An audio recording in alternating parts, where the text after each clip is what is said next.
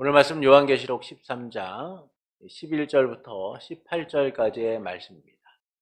내가 보매 또 다른 짐승이 땅에서 올라오니 어린 양같이 두 뿔이 있고 용처럼 말을 하더라. 그가 먼저 나온 짐승의 모든 권세를 그 앞에서 행하고 땅과 땅에 사는 자들을 처음 짐승에게 경배하게 하니 곧 죽게 되었던 상처가 나은 자니라. 큰 이적을 행하되 심지어 사람들 앞에서 불이 하늘로부터 땅에 내려오게 하고 짐승 앞에서 받은 바 이적을 행함으로 땅에 거하는 자들을 미혹하며 땅에 거하는 자들에게 이르기를 칼에 상하였다가 살아난 짐승을 위하여 우상을 만들라 하더라. 그가 권세를 받아 그 짐승의 우상에게 생기를 주어 그 짐승의 우상으로 말하게 하고 또 짐승의 우상에게 경배하지 아니하는 자는 몇이든지 다 죽이게 하더라. 그가 모든 자 곧 작은 자나 큰 자나 부자나 가난한 자나 자유인이나 종들에게 그 오른손에나 이마에 표를 받게 하고 누구든지 이 표를 가진 자 외에는 매매를 못하게 하니 이 표는 곧 짐승의 이름이나 그 이름의 수라. 지혜가 여기 있으니 총명한 자는 그 짐승의 수를 세어보라. 그것은 사람의 수니 그의 수는 666이니라. 아멘. 사람들은 누구나 삶의 기준을 가지고 살아가게 됩니다.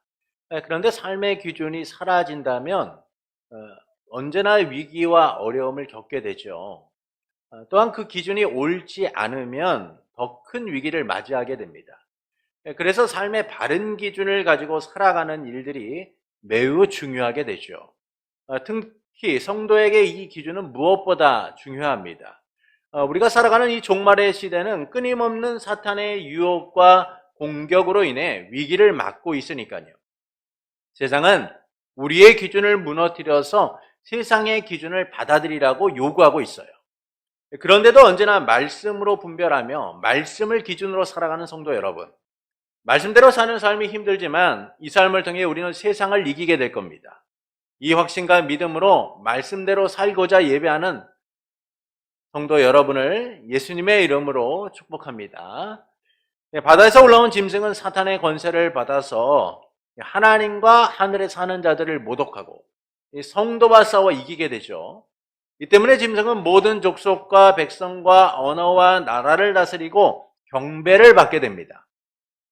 그러자 귀 있는 자는 들으라 라고 하시면서 누구든지 사로잡힐 자는 사로잡힐 것이고 누구든지 검에 죽을 자는 반드시 죽을 것이다 라고 하시면서 여기에 성도의 인내와 믿음이 있다 라고 하시죠.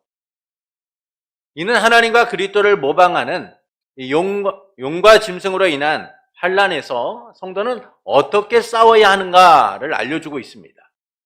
바다에서 올라온 짐승은 저 그리스도를 상징하며 사탄의 권세를 받아 하나님을 대적하죠. 하나님과 그리스도를 모방하여 세상을 유혹하고 성도를 이겨서 세상의 권세를 지게 됩니다. 그러나 이런 짐승의 승리는 42달이라는 제한된 기간에 한정되어 있다는 거예요.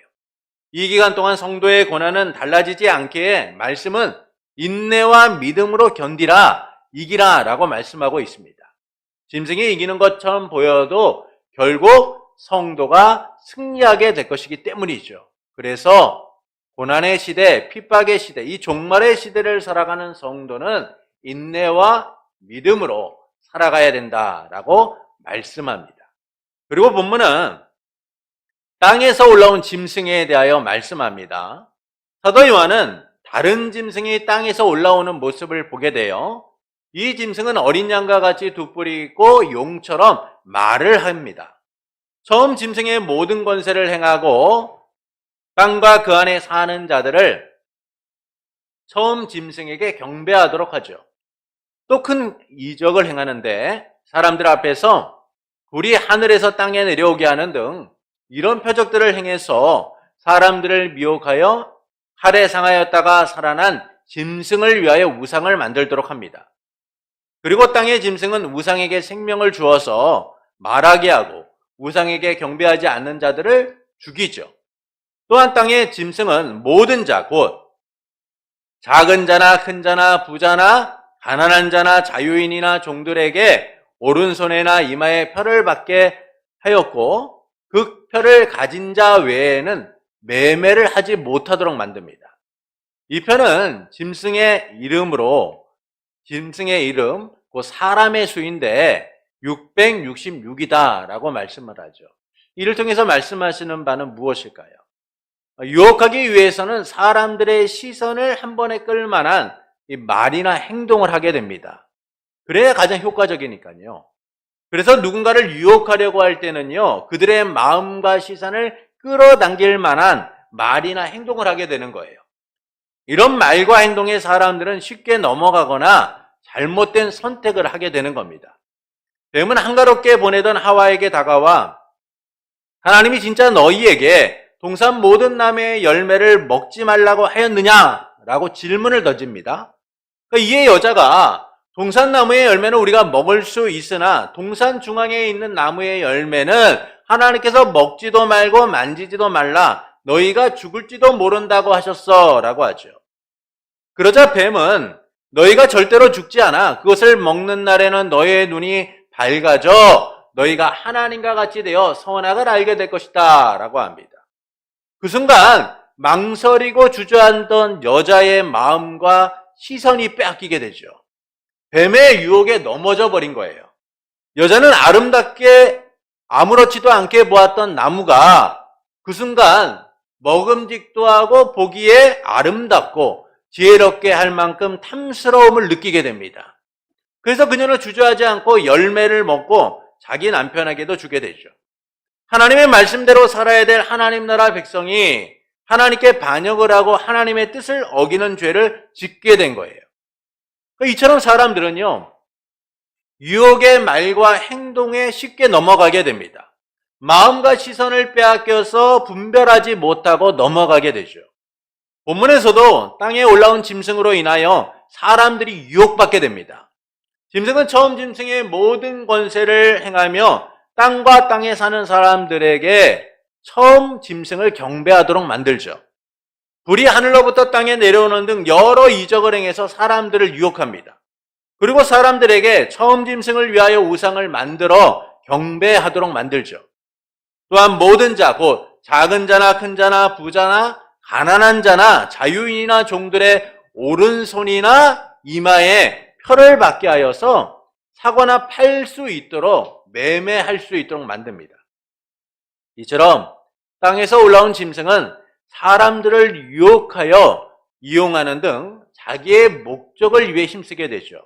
이를 통해서 말씀하시는 바는 무엇일까요? 세상의 고난과 핍박에 굴복당하거나 유혹당하지 말고 분별해야 한다라는 사실을 말씀해주고 있는 거예요. 분별해야 한다라는 겁니다. 바다에서 올라온 짐승으로 인하여 성도는 사로잡히거나 죽임을 당하는 등 고난과 핍박을 감당해야만 합니다. 그래서 여기에 성도의 인내와 믿음이 있다라고 말씀을 하죠. 그러나 이런 인내와 믿음이 있어도요, 분별하지 못하면 어떻게 될까요? 유혹당하고 넘어지게 되는 거예요. 땅에 올라온 짐승은 큰 표적을 행해서 사람들을 유혹하니까요. 그래서 분별하지 못하면 초자연적인 표적의 유혹을 당해서 잘못된 믿음을 소유하게 되는 거예요. 거짓을 진짜로 착각하여서 어리석은 선택을 하게 되는 겁니다. 분별하지 못하는 순간 그들의 인내와 믿음은 헛된 것으로 나타날 수 있기 때문이죠. 그러니까 이를 경계하면서 본문은 우리에게 세 가지를 알려주고 있습니다. 첫째, 땅에서 올라온 짐승의 정체를 알려주고 있어요. 본문 11절부터 12절의 말씀을 함께 읽겠습니다. 내가 봄에 또 다른 짐승이 땅에 올라오니 어린 양같이 두 뿔이 있고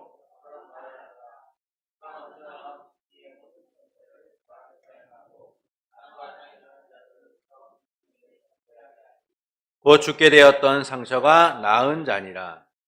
바다에서 올라온 짐승 이후에 사도 요한이 보니까 이제 땅에서부터 올라오는 짐승이 있었다라는 겁니다. 그 짐승이 어린 양의 두 뿔을 갖고 있었고 어린 양과 같이 두 뿔이 있고 용처럼 말을 하였다라는 것이죠. 또한 바다에서 올라온 짐승의 모든 권세를 행하면서 땅과 땅에 사는 자들을 바다에서 올라온 짐승에게 경배하도록 만들었다라는 겁니다. 이처럼 땅에서 올라온 짐승은 바다에 올라온 짐승의 하수로서 바다에서 올라온 짐승을 대체하고 있음을 보여주고 있는 거예요. 마치 보혜사 성령께서 그리스도를 대신하여 이 땅에 오시고 그리스도를 경배하도록 하는 것처럼 땅에서 올라온 짐승은 사람들을 유혹하여서 용과 바다에 올라온 짐승을 경배하도록 한다라는 점에서 성령님을 모방하고 있는 거예요. 그러니까 이 점에서 땅에 올라온 짐승은 성령이 그리스도께 영광을 돌리듯이 적 그리스도에게 바다에 올라온 짐승에게 영광을 돌리는 거짓 선지자다라는 사실을 말씀해주고 있는 것이죠. 근데 이 짐승이 삼위일체 하나님을 모방하고 있는 거예요. 이 같은 모방은 13장 전체에서 나타납니다. 용, 바다에서 올라온 짐승, 땅에서 올라온 짐승은 하나님과 그리스도를 모방함을 통하여서 삼위일체 하나님을 지금 모방하고 있는 거예요. 성부, 성자, 성령님이 계시듯 사단과 용과 바다에서 올라온 짐승과 땅에서 올라온 짐승이 삼위일체 하나님을 모방하여서 그 일들을 감당하고 있는 것처럼 보여주고 있다라는 것이죠.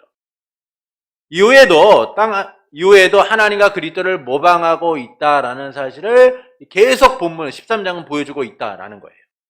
땅에서 올라온 짐승도 보시면 어린 양과 같이 두 뿔이 있다라고 하는데 이는 그리스도를 모방하고 있는 것이죠. 세상 죄를 지고 가는 어린 양이 누구세요? 예수 그리스도에 있어요. 근데 그 예수 그리스도와 같이 어린 양의 모습을 갖고 있는 게 누굽니까? 땅에서 올라온 짐승이라는 것이죠. 이처럼 사단과 두 짐승은 세상과 성도를 유혹하기 위하여 가장 효과적인 방법으로서 삼위일체 하나님을 모방하고 있는 거예요.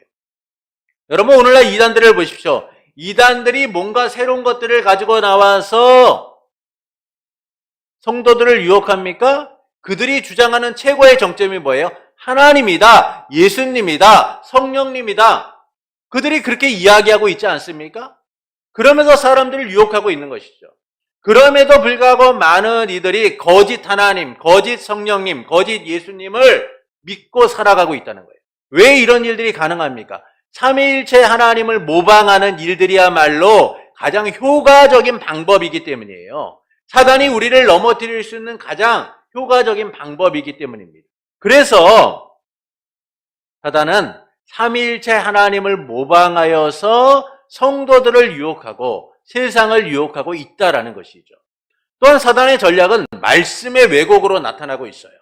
하나님과 그리스도를 모방해 효과적인 결과를 얻기 위해서 가장 효과적인, 효율적인 방법이 뭐냐면 말씀의 왜곡이다라는 거예요. 그래서 땅에 올라온 짐승은 용처럼 말을 합니다. 이는 땅에서 올라온 짐승이 사단의 뜻을 받들어 그것을 전하는 일을 우선하는 거짓 선지자다라는 사실을 보여주고 있는 것이죠. 이처럼 땅에서 올라온 짐승은 거짓 선지자로서 온 세상을 유혹해요. 말씀의 왜곡을 통하여 하나님, 삼위일체 하나님을 모방함을 통하여서 세상을 유혹하고 있는 것이죠. 둘째는 땅에서 올라온 짐승의 목적입니다. 본문 12절과 15절을 보시겠습니다. 본문 12절과 15절입니다. 함께 읽겠습니다. 그가 먼저 나온 짐승의 모든 권세를 그 앞에서 행하고 땅과 땅에 사는 자들을 처음 짐승에게 경배하게 하니 곧 죽게 되었던 상처가 나은 자니라. 그가 권세를 받아 그 짐승의 우상에게 생기를 주어 그 짐승의 우상으로 말하게 하고 또 짐승의 우상에게 경배하지 아니하는 자는 몇이든지 다 죽이게 하더라. 자, 사단과 저 그리스도의 하수로서 행하는 이 땅에서 올라온 짐승의 목적은 하나님과 어린 양께 돌려야 될, 예수 그리스도에게 돌려야 될 영광과 경배를 지금 누구에게 돌려요? 사탄과 적 그리스도에게 돌리고 있다라는 사실을 말씀해주고 있어요. 또한 하나님의 형상을 짐승의 형상으로 대체하고 있다라는 겁니다. 이처럼 땅에서 올라온 짐승의 목적은 하나님의 영광을 찬탈하여서 사단과 적 그리스도에게 돌리고 있는 것이죠. 이를 위해 바다에서 올라온 짐승에게 권세를 받아 마치 하나님에게 온 것처럼 큰 표적을 행하며 세상을 유혹하고 있다라는 겁니다. 본문 13절부터 14절의 말씀을 보시겠습니다. 본문 13절부터 14절입니다. 큰 이적을 행하되 심지어 사람들 앞에서 불이 하늘로부터 땅에 내려오게 하고 짐승 앞에서 받은 바 이적을 행함으로 땅에 거하는 자들을 미혹하여 땅에 거하는 자들에게 이르기를 칼에서 상하였다가 살아난 짐승을 위하여 우상을 만들라 하더라. 짐승은 큰 표적을 행하였는데 불이 하늘로부터 땅에서 내려오게 하는 등 놀라운 표적들을 행해서 세상을 유혹했다는 거예요. 여기서 사용된 표적이라는 말은요, 이적이라는 말은 요한복음에서는 예수님에게 사용되는 표현이에요. 예수님이 하나님의 아들이심을 증거하실 때 표적을 행하시죠? 그 표적이라는 말을 여기서 똑같이 사용하고 있는 거예요. 그리고 이적은 하나님께서 그의 신실한 자들을 통하여 행하시는 놀라운 일들이죠.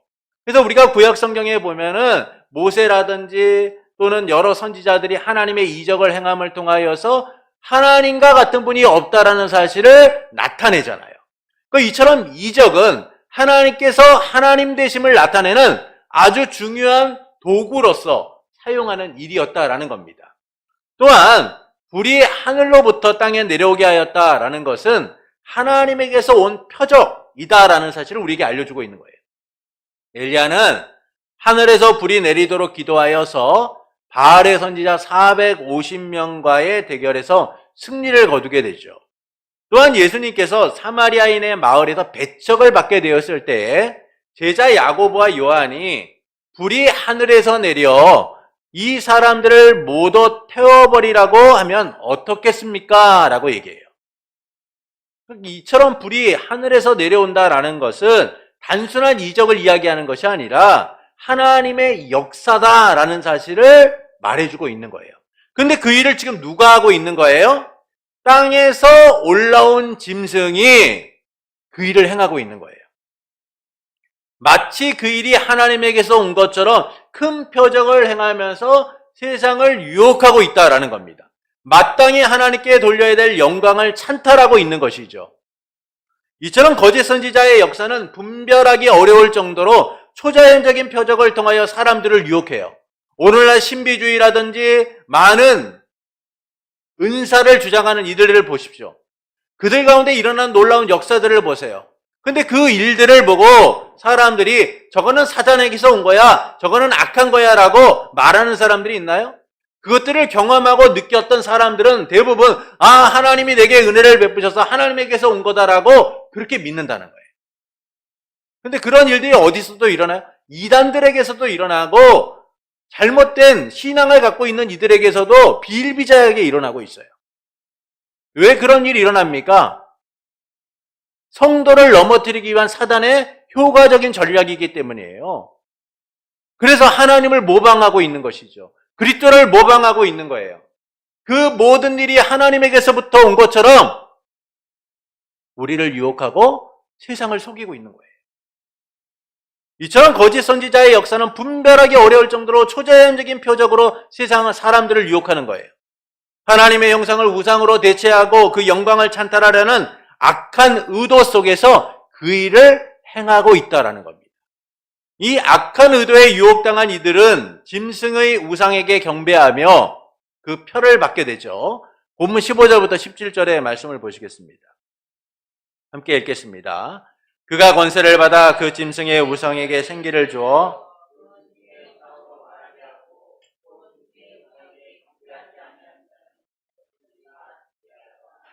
그가 모든 자 곧 작은 자나 큰 자나 부자나 가난한 자나 자유인이나 종들에게 그 오른손에나 이마에 표를 받게 하였고 누구든지 이 표를 가진 자 외에는 매매를 못하게 하니 이 표는 곧 짐승의 이름이나 그 이름의 수라.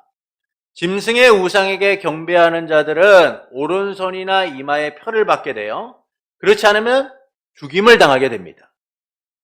이 표는 짐승의 이름, 그 수인데 이 표를 갖지 못한 자는 매매를 제한받는 어려움을 겪게 된다라는 거예요. 그러니까 경제적 활동에 제약을 받게 된다라는 것이죠. 또한 실질적 삶의 제약을 받는 등 매우 큰 어려움을 겪게 될 것이다 라는 겁니다. 왜 그렇습니까? 땅에서 올라오는 짐승이 세상의 권세를 움켜쥐고 성도를 핍박하고 고난을 주기 때문이죠. 그래서 성도는 세상 속에서 많은 경제적 어려움을 겪고 위기를 맞이할 수 있다라는 거예요. 이 부분에서 이 짐승의 표에 대한 많은 해석들이 있어요. 그러나 여기서 거론된 짐승의 표는 우리가 7장에 보면은 하나님의 택한 백성들에게 하나님이 인을 치셨다라는 말씀이 나옵니다. 그 인침을 모방하고 있다라는 사실을 이야기해주고 있어요. 여러분, 사단의 역사는 언제나 하나님의 역사를 모방하는 것들을 통하여서 성도를 유혹하는 겁니다. 그래서 짐승의 표는 하나님의 인치심을 모방하는 것으로서 짐승의 표를 받은 자들은 짐승에게 속한 자들이다 라는 사실을 알려주고 있는 것이죠. 그리고 그 짐승의 수, 이름을 666이다 라고 얘기해요.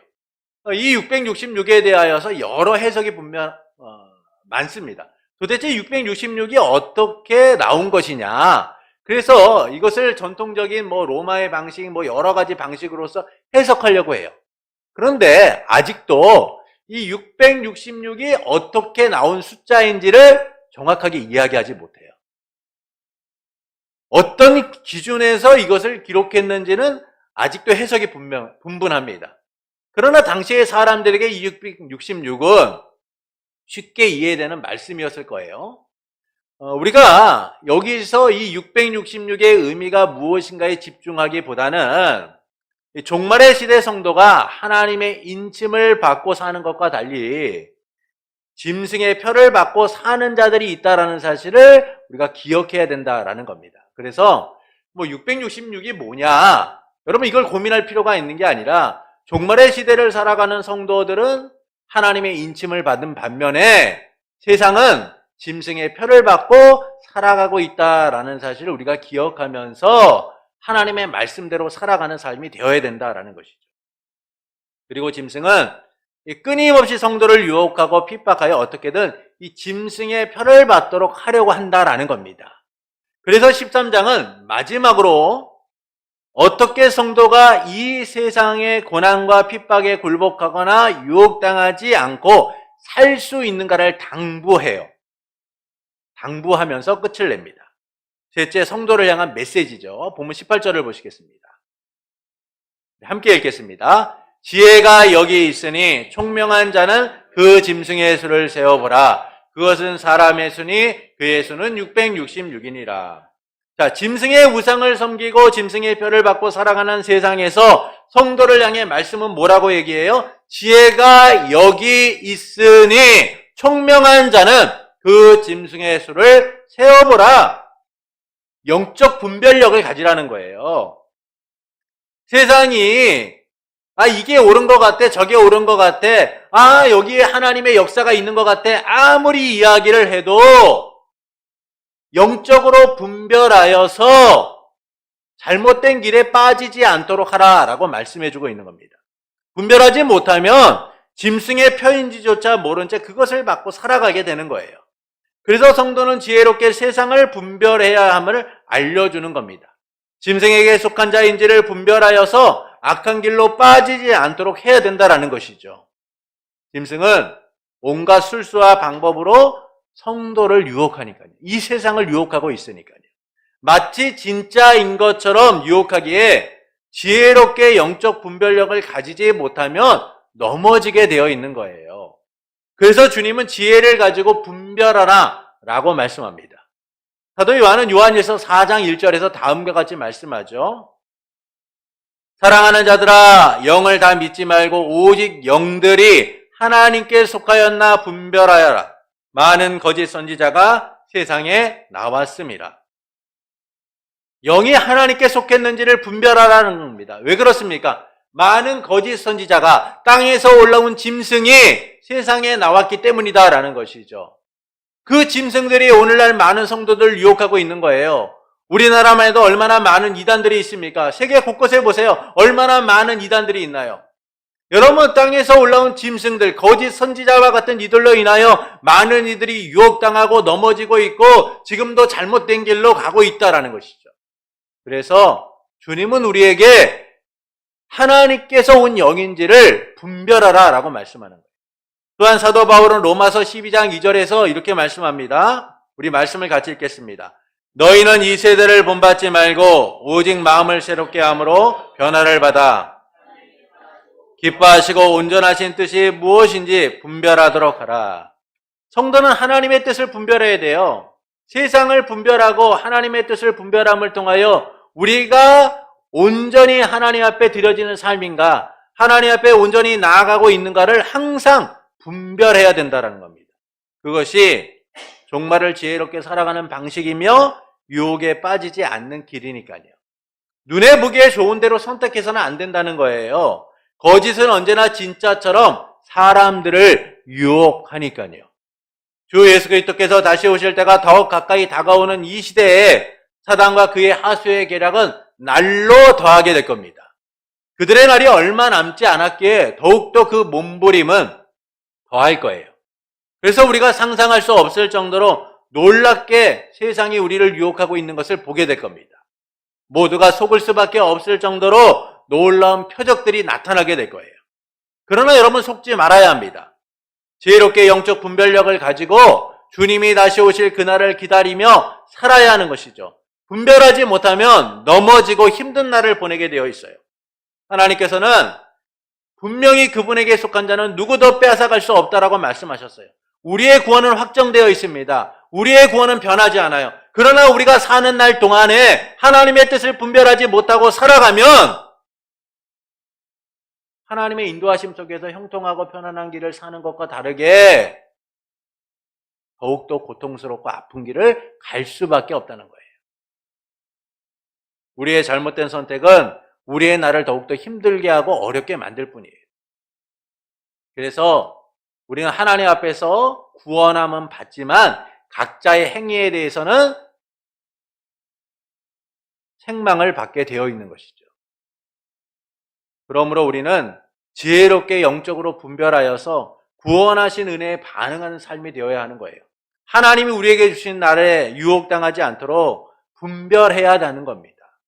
이처럼 본문은 세상의 고난과 핍박에 굴복당하거나 유혹당하지 않기 위하여 분별해야 된다는 거예요. 인내와 믿음만으로 살아가기에는 우리 시대가 너무나 많은 유혹이 있기 때문이죠. 그래서 우리의 인내와 믿음이 헛되지 않기 위하여 우리는 지혜롭게 그것들을 분별할 수 있는 자들이 되어야 해요. 아무리 우리의 인내와 믿음을 갖고 있다라고 해도 분별하지 못하면 거짓을 진짜인 것처럼 믿고 따라갈 수밖에 없는 거예요. 여러분, 사도 바울이 사도가 되기 이전을 생각해 보십시오. 그는 너무나 율법주의자였고 하나님에 대한 열심으로 가득했던 사람이에요. 근데 그가 헛된 것을 믿으니까 그의 믿음이 어떤 일을 가져왔습니까? 교회를 핍박하고 많은 사람들을 감옥에 가두는 등 잘못된 방향으로 갔잖아요. 그런데 그가 예수 그리스도를 영접하고 다메섹 도상에서 예수님을 만난 이후에 그의 삶은 진리 가운데 거하는 삶으로 바뀌어지게 되었어요. 그가 살아왔던 모든 삶들이 헛됨을 깨닫게 되고 오직 그리스도의 십자가 외에는 자랑할 것이 없다라고 고백하며 살아가게 됩니다. 이처럼 우리가 어떤 믿음을 갖고 있느냐도 중요하지만 그 믿음이 옳은 것인가 잘못된 것인가를 분별할 수 있는 지혜 또한 필요하다라는 사실을 주님은 우리에게 말씀해주고 있어요. 그래서 우리가 인내와 믿음으로 이 고난의 시기를 이기는 것만큼 지혜롭게 영적으로 분별하여서 거짓된 것에 유혹당하지 않고 바르게 가라라고 말씀해주고 있는 것이죠. 이를 통해 하나님께서는 우리가 어떻게 살기를 원하실까요? 말씀으로 분별하는 삶이 되기를 원하시는 거예요. 세상을 지혜롭게 분별하는 방식은 오직 한 가지뿐입니다. 신앙과 생활의 유일한 규칙인 성경이에요. 성경은 하나님의 자기 계시로서 우리가 하나님의 뜻과 세상을 바르게 분별할 수 있는 유일한 기준인 것이죠.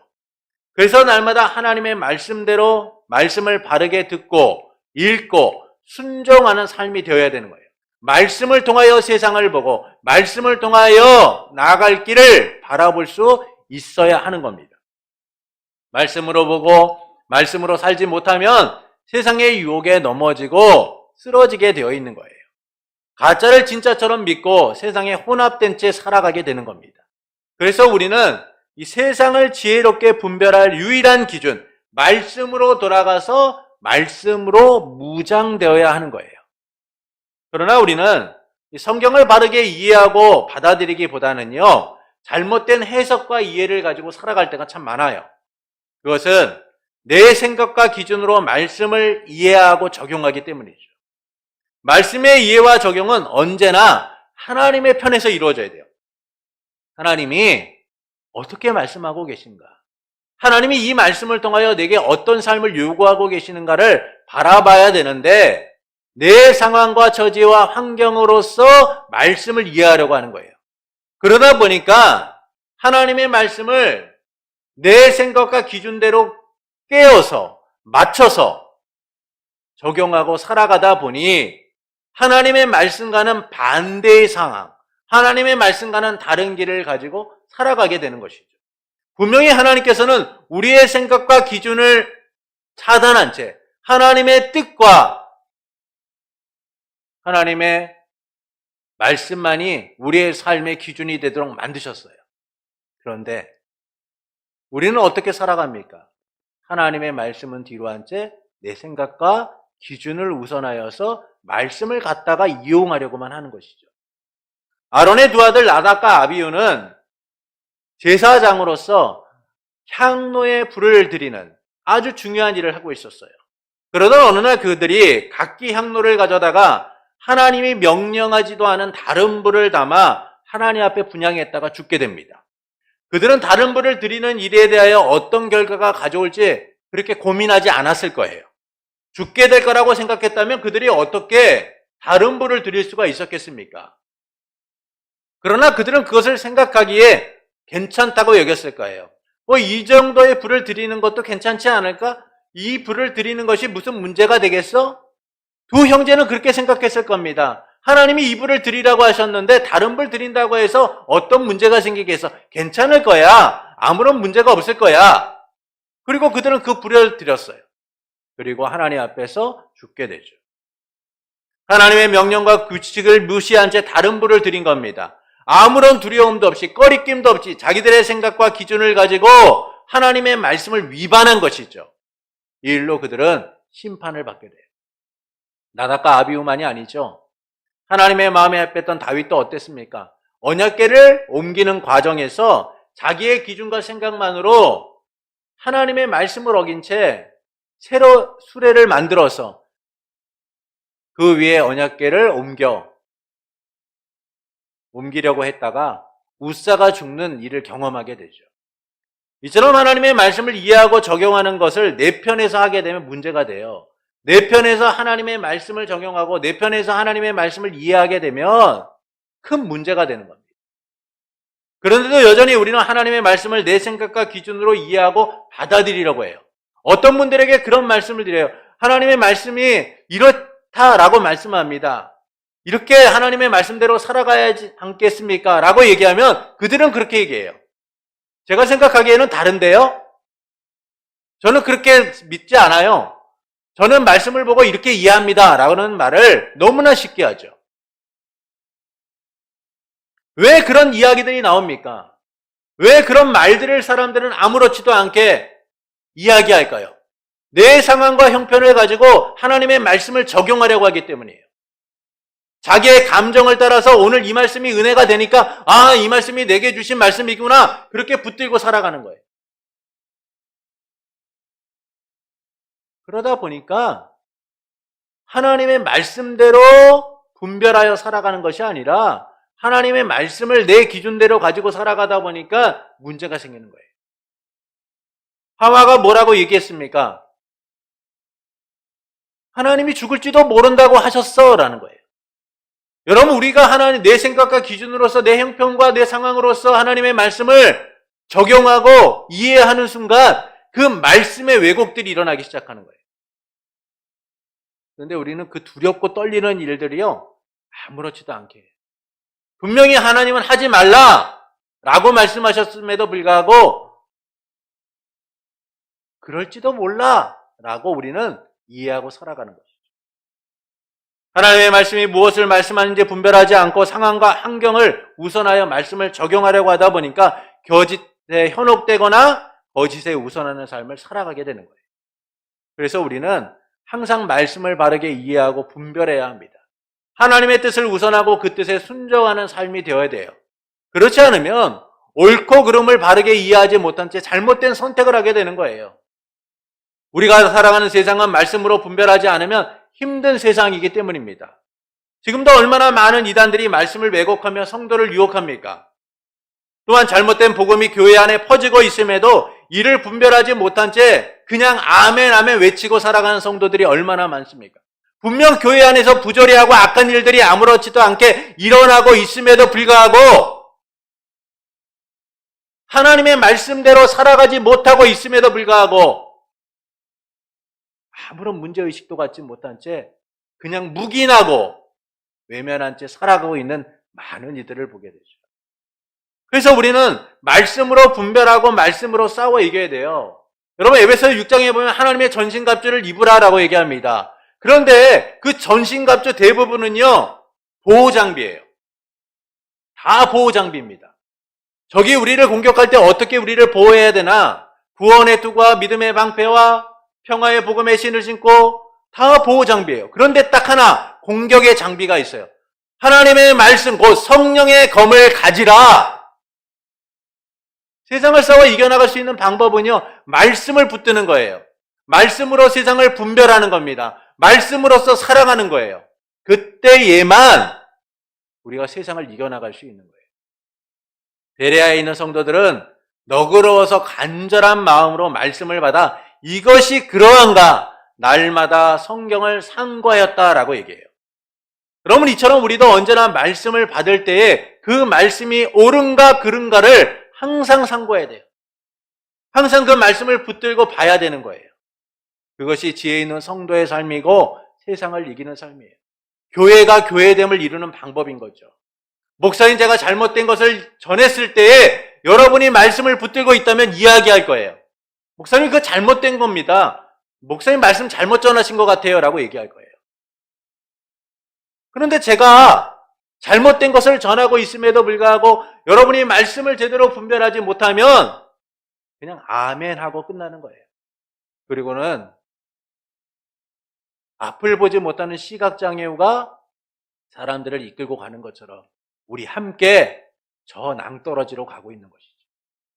그러므로 내 생각과 기준으로 말씀을 적용하기보다 말씀을 통해 하나님의 뜻을 분별하고 따르는 성도가 되는 것은 어떨까요? 내 기준으로 살기보다는 말씀을 기준으로 말씀대로 보고 말씀대로 순종하는 성도가 되는 것은 어떨까요? 사랑하는 성도 여러분, 땅에서 올라온 짐승은 처음 짐승의 권세를 받아 땅에 사는 사람들을 처음 짐승에게 경배하도록 만듭니다. 큰 표적을 행하고 사람들을 미혹하여 우상을 만들고 경배하도록 하죠. 그리고 경배하지 않는 자들은 죽이고 모든 자에게 짐승의 표를 오른손과 이마에 받도록 만듭니다. 이는 세상의 고난과 핍박에 굴복하거나 유혹당하지 말고 분별해야 함을 알려주고 있는 거예요. 땅에서 올라온 짐승은 성령이 그리스도에게 영광을 돌리듯 적 그리스도에게 영광을 돌리고 있어요. 이 짐승은 하나님과 어린 양에게 돌려야 될 영광과 경배를 사탄과 적 그리스도에게 돌리면서 하나님의 형상을 짐승의 형상으로 대체하는 거짓 선지자인 것이죠. 마치 하나님에게서 온 것처럼 표적을 행하면서 세상을 유혹합니다. 그래서 모든 자가 짐승의 표를 받고 그 권세 아래 굴복당한 채 살게 되죠. 이런 상황에서 하나님께서는 고난과 핍박 속에 있는 성도를 향하여 당부하세요. 지혜가 여기 있으니 총명한 자는 짐승의 수를 세어보라. 영적 분별력을 가지라는 거예요. 세상이 속는 것처럼 속지 말고 지혜롭게 분별하여서 믿음을 지키라 라고 말씀하는 거예요. 이처럼 본문은 세상의 고난과 핍박에 굴복당하거나 유혹당하지 말고 분별해야 함을 알려주고 있는 겁니다. 우리가 인내와 믿음을 가지고 살아가고 있는 이 종말의 시대에 영적으로 분별되지 못하면 우리도 속을 수 있기 때문이죠. 그래서 주님은 13장 마지막 당부에서 너희가 인내와 믿음을 가지고 살아가고 있으나 그러나 영적으로 분별하여서 세상처럼 속지 말고 믿음을 지키고 살아가라 라고 말씀하고 있는 거예요. 이를 통해 하나님께서는 우리가 어떻게 살기를 원하실까요? 말씀으로 분별하는 삶이 되기를 원하시는 거예요. 세상을 분별할 수 있는 유일한 기준은 말씀이에요. 그래서 우리가 말씀으로 분별할 수 있어야 됩니다. 그러나 우리는 성경을 바르게 이해하고 받아들이기보다는 잘못된 해석과 이해를 할 때가 참 많아요. 그것은 내 생각과 기준으로 말씀을 이해하고 적용하기 때문이죠. 그래서 하나님이 무엇을 말씀하시는지 분별하지 않고 상황과 환경을 우선하여 말씀을 적용하려고 합니다. 그러나 그건 우리를 넘어지게 할 뿐이죠. 말씀으로 바로 서지 못하는 순간 위기는 걷잡을 수 없는 거대한 해일처럼 우리를 삼키게 되는 거예요. 그래서 우리는 말씀을 바르게 이해하고 분별해야 됩니다. 그러므로 내 생각과 기준으로 말씀을 적용하기보다는 말씀을 통해 하나님의 뜻을 분별하고 따르는 성도가 되는 것은 어떨까요? 내 기준으로 살기보다는 말씀을 기준으로 말씀대로 보고 말씀대로 순종하는 성도가 되는 것은 어떨까요? 그때 우리는 세상의 유혹을 이기고 말씀 위에 서게 될 거예요. 하나님의 인침을 받은 자답게 정체성을 잃어버리지 않고 지키는 삶을 살게 될 겁니다. 하나님 나라 백성으로서 세상을 분별하는 삶을 살아가게 될 거예요. 그러므로 내 기준이 아닌 말씀을 기준으로 살기를 원하는 성도 여러분에게 언제나 함께 하시며 우리의 구원을 반드시 이루시는 삼위일체 하나님으로 인해 말씀으로 날마다 승리하는 삶이 되기를 예수님의 이름으로 축원합니다.